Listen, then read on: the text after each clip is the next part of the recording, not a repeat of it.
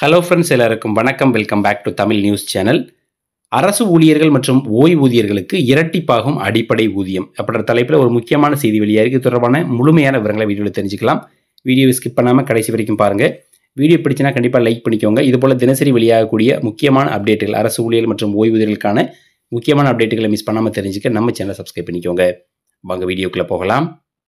மத்திய மற்றும் மாநில அரசினுடைய பல்வேறு துறைகளிலையும் பணியாற்றக்கூடிய லட்சோப அரசு ஊழியர்கள் மற்றும் ஓய்வூதியர்களுக்கு கடந்த சில வாரங்களுக்கு முன்னதாக 8வது ஊதியக்குழு பற்றின அறிவிப்பானது ஒரு மகிழ்ச்சி தரக்கூடியதாக இருந்திருக்கலாம்.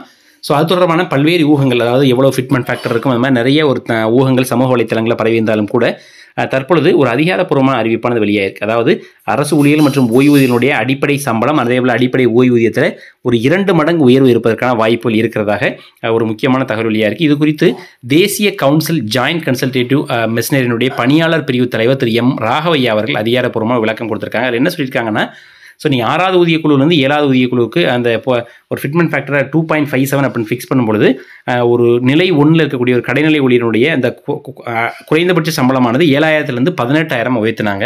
ஸோ அதே போல் தற்பொழுது 8வது ஊதியக்குழு நடைமுறைக்கு வரும்பொழுது குறைந்தபட்சம் நாங்கள் 2.86 அப்படின்ற ஃபிட்மெண்ட் ஃபேக்டர் நாங்கள் எக்ஸ்பெக்ட் பண்ணுறோம். அப்படி இருக்கும்பொழுது 18,000 அப்படின்ற அந்த அடிப்படை சம்பளமானது 51,480 உயர்த்தப்படணும். ஆனால் அரசாங்கம் அப்படி உயர்த்துவதற்கான எந்த விதமான வாய்ப்புகளும் இல்லை. அது கிட்டத்தட்ட 3 மடங்கு உயர்த்த அப்படி சொல்லியிருக்காங்க. அப்படி எதுவும் வாய்ப்பு இல்லை. ஸோ அதற்கு பதிலாக அரசு ஊழியனுடைய குறைந்தபட்ச சம்பள உயர்வுக்கு 2 அப்படின்ற ஃபிட்மெண்ட் ஃபேக்டர் நாங்கள் எக்ஸ்பெக்ட் பண்ணுறோம். ஸோ அப்படி பார்க்கும்போது ஃபிட்மெண்ட் ஃபேக்டரியை பொறுத்த வரைக்கும் அதாவது டிஏ இந்த மாதிரி எந்த ஒரு விஷயமே இல்லாமல் டேரெக்டாக இப்போ எந்த ஒரு அரசு ஊழியர் பெறக்கூடிய அந்த பேசிக் பே ஆனது அப்படியே 2 மடங்கு உயர்த்தப்படலாம். உதாரணத்திற்கு இப்போ கடைநிலை ஊழியனுடைய அந்த பேசிக் பே ஆனது 18,000 இருக்கு இல்லைங்களா, அது அப்படியே 2 மடங்காக உயர்த்தப்பட்டு 36,000 வரலாம் அப்படின்ற மாதிரி அவர் சொல்லியிருக்காரு. ஸோ அதே போல் இது வந்து கடைநிலை ஊழியருக்கு மட்டும் இல்லை, எந்த நிலையில் இருக்கக்கூடிய ஊழியராக இருந்தாலும் சரி. உதாரணத்திற்கு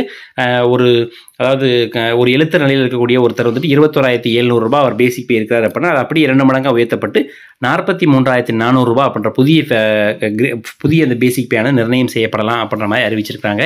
ஸோ அதே போல் மற்ற டிஎன்எஸ் அலவன்ஸ், அந்த அலவன்ஸை பொறுத்த வரைக்கும் நம்ம எல்லாருக்குமே தெரியும், பொதுவாக ஒரு ஊதியக்குழு அமலாகும் போது டிஎன்எஸ் அலவன்ஸ் அப்படின்றது 0லேருந்து தான் ஸ்டார்ட் ஆகும். ஸோ முதல் 6 மாத காலத்திற்கு எந்த விதமான ஒரு டிஏவுமே இருக்காது.